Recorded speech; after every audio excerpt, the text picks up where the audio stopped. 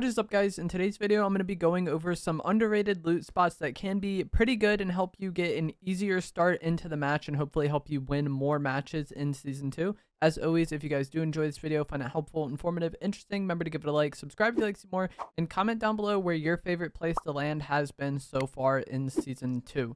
So the first location we're going to talk about is going to be this hangar building outside Brawler's Battleground. This was actually on the map last season, but it wasn't as good, I think, last season because there was less of a reason to be landing out here. Whereas now it's near Brawler's Battleground or Mount Olympus. You have a lot of options to kind of third party these boss POIs afterwards. The hangars themselves have 22 potential chest spawns as well as like a bunch of lore loot like all of these locations. And so you can get a lot of loot here. You can land here with an entire squad and all of you can come out with like a decent amount of loot, you know? There is also a chest or 3 chest spawns on the mountain above and a launch pad, which will be there every game, that you can use to kind of leave the area completely, maybe third party Brawler's Battleground or Mount Olympus, depending on which one that you think is better, or maybe, you know, one location is getting fought while the other isn't, so you want to third party that location and then maybe go back for the other. You have a lot of options to potentially third party the boss POIs, which I think is very good. You kind of have like somewhat of a middle ground start where like a lot of players will be hesitant to land at some of these locations or not want to land at some of these locations because they think they're just going to have a boring game all match, you know, landing and seeing nobody. But a lot of the locations I'm going to talk about in this video, where while you might have a more low-key drop than just landing at the boss POI itself, you're still going to get a decent amount of loot and be able to third party that boss location and get into the mix quickly. And still have like a somewhat decently like action-packed game. So I think the hangar building outside Brawler's Battleground is a really good spot, and I personally would want to go Brawler's Battleground afterwards to get that mythic Warforged AR and the medallion. Another place that is very close to Brawler's Battleground is just going to be this house outside of it. This one is a lot smaller. There's only 8 potential chest spawns, which is not the greatest by any means, but it should be enough loot to kind of get you going in the game. And then third party Brawler's Battleground again and get that mythic AR and the medallion and just have a nice, easier start to the game than when you do land at some of the boss locations, because you guys know how it can be landing at these boss locations. It can get very chaotic off the rip. A lot of people want the mythic weapon. A lot of people want the medallion. And then you also have people coming from these other locations to third party you.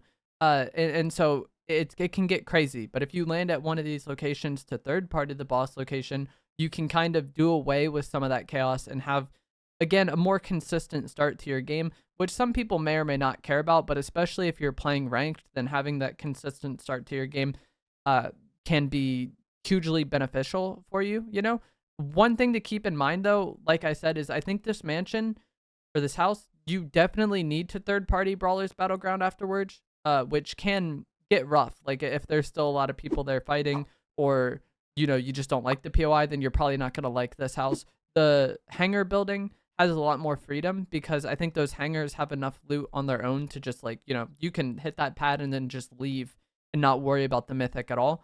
Whereas like this house, you're probably going to need to go third party Brawler's Battleground afterwards to get more loot and still get that mythic. Another location that was here on the map last season is going to be this scanner NPC hill, this camp. There's not a scanner NPC here anymore, but that's what a lot of people who played last season are going to know it as. It's this mansion south of Grand Glacier. And one of the things that's really nice about this location is there's this shack that has enough barrels in it for full shield if you break the floor. So you can just land on this shack, break the floor, get full shield, and then now any additional shield you find is just there for you to carry. You know, if you only find 2 big pots on your loot path, that's okay because you got full shield for free off spawn. There's a few chests on like the kind of camp itself, and then there's a launch pad on the mountain, which you have a lot of options from here. You could maybe go Reckless Railway, you could go Grand Glacier, or you could go to these new buildings that are on the outskirts of the Olympus biome, which have a few more chest spawns and some god chest spawns. And the god chests have really good spawn rate. I think it's 70%. And then they also have good loot. I think it's a purple item guaranteed as well as 2 kind of utility slots. So you might get like the wings, you might get shockwaves, you might get heals. But a purple item guaranteed plus a high spawn rate on these chests is really nice, I think. And there's several in this area. And then from there, you can maybe get the radio tower that spawns on the hill if it's there in that match. You could loot the junk area, maybe go into like Mount Olympus or Brawlers Battlegrounds to get those medallions, or, you know, eliminate the medallion players as they're leaving their POI. You have a lot of options from this hill, I think, which is very nice. You can play it several different ways, and just being able to start with full shield and get a lot of loot, probably somewhat uncontested, I think it's very good. If you're playing squads, this might not be enough loot for 4 people, but there is the plane that is downed at the river, kind of in between Grand Glacier and Reckless Railway, and you could have some people kind of land on the first spot that I talked about, or maybe all of you land on the shack and get shield, and then you loot that top mountain, some people pad to the plane, some people kind of pad to those Olympus buildings that I talked about, and then the people who loot the plane just kind of meet up with the other people at the radio tower spawn. I think that could be a decent loot path for squads, to again get a decent amount of loot relatively uncontested in the early game, and then still kind of get one of those good mid-match objectives like the radio tower. The Marigold Ship was also here last season, and I think it's very good. It has 24 potential chest spawns. However, some of them are currently inaccessible because you can't open the vault on the ship. However, I would assume at some point this season you will be able to open this vault, because there seems to be a lot of stuff going on with Midas this season, and the Marigold Ship was kind of related to Midas. So I think when the Midas stuff starts happening, you'll maybe be able to open the vault on this ship and get that loot. But even without opening the vault, there's still a good amount of loot. And once again, this is a location with a lot of options because you have a launch pad on the ship. You can pad over towards Pleasant Piazza, the beach houses on the kind of outskirts of the map. Or what I like to do after looting this location is I launch pad to the new Underworld biome and then try to third party the Grim Gate POI. That way I can get the Mythic Gatekeeper shotgun as well as the Cerberus medallion, which I think is the best medallion in the game. And then there's several, what's it called? The weapon bunker spawns. There's several of those near kind of the coast of the Underworld biome, near Grim Gate and near the Underworld POI. So maybe you kind of loot the Marigold Ship, third party Grim Gate, get that medallion, and then kind of go back for the weapon bunkers if it's relatively close to those opening. And I will talk more about the weapon bunkers later on in the video, like at the end, once I've talked about all the spots. But I think this location is good, and I was kind of pleasantly surprised landing here.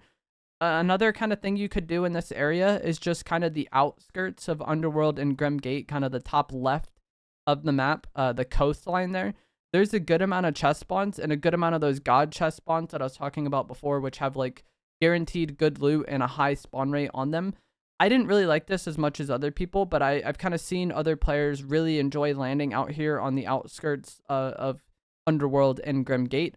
And again, kind of like the house I talked about on the outskirts of Brawler's Battleground, is going to be that, like, there's not that much loot here, but it's enough loot to get you started in the game and probably have like a somewhat peaceful start to the game.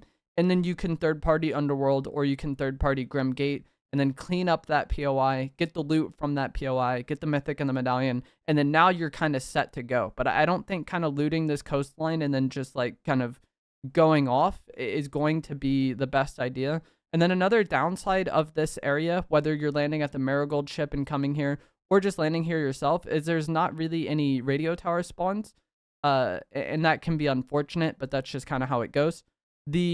Another spot, or the final spot I want to talk about, is going to be this house on the bottom, kind of the bottom center of the map.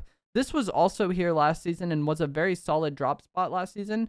It did kind of get nerfed late into Chapter 5 Season 1 with a lot of the barrels being removed. You used to be able to land at the tower and just break the way down and kind of come out of that with full HP or full shield. That's not going to happen anymore, but I still think it's a really good potential landing spot with 18 potential chests, a G-Wagon spawn out front. And then from here, you have a lot of options. You can go Snooty Steps, you can go fencing, you could go this kind of Meowscles house on the outskirts of fencing, which also has a radio tower spawn right next to it.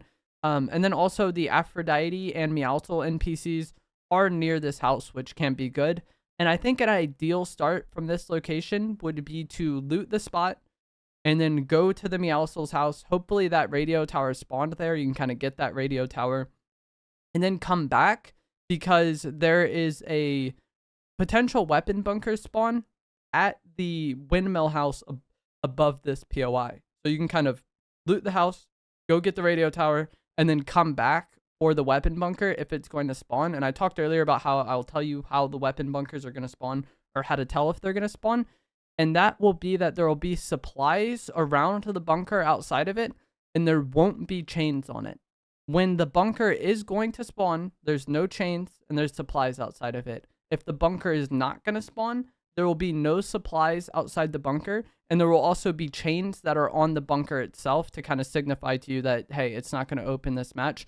And so when you land at this POI at the bottom of the map, or when you're in kind of the outskirts of the underworld biome, you can check the weapon bunkers in that area, know if they're going to spawn in that match, and then play accordingly. Like, they don't open until 3rd zone, so, you know, sometimes they might spawn there, but you're not going to want to hang out in that area. But if that area is getting zoned and you know the bunker is going to spawn, then you can kind of know, okay, I want to come back here around the time 3rd zone is starting, and then get the bunker, be able to get that loot and customize my weapons, and then play from there. So if you guys were wondering how to tell if the bunkers are going to spawn, that is how you do so. And if you were looking for any sort of underrated loot spots to land at, hopefully this video has kind of helped you and you found some locations you enjoyed landing. As always, if you did, remember to give it a like, subscribe if you'd like to see more, comment down below where your favorite location to land has been so far in Season 2. And I will see you guys in the next one. Thanks for watching.